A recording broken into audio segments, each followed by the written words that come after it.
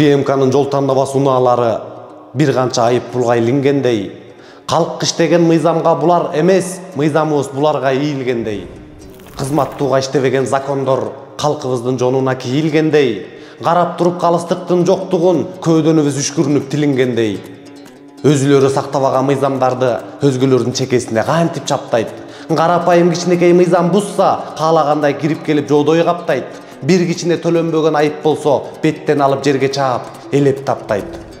Камчыбек Ташиев мырзабыздын кызматтуу унаасын караганда төлөнбөгөн айып пулу бар эле, бирок өчүрүштү интернетке тараганда.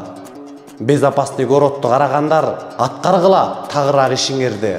Карапайым калктан эле күч чыгарып куткарбай өзүңөрдүн кишиңерди. Балким чындап билбей калган чыгарсыңар. Биз бердик мына эми айтып баарын, башкаларды кубалап жүрүп төлөткөндөй, булардын да төлөткүлө айыптарын. Буга чейин далайлары из каткан, мыйзам бийик кандай болсун кызматтан, бизди ушундай оор делген мыйзамдар карапайым калкты гана сыздаткан.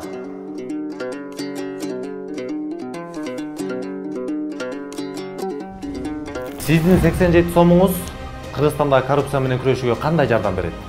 Анткени Айтайт ТС каналынын миссиясы Кыргызстандын элине кызмат кылуу, элдин үнү болуу.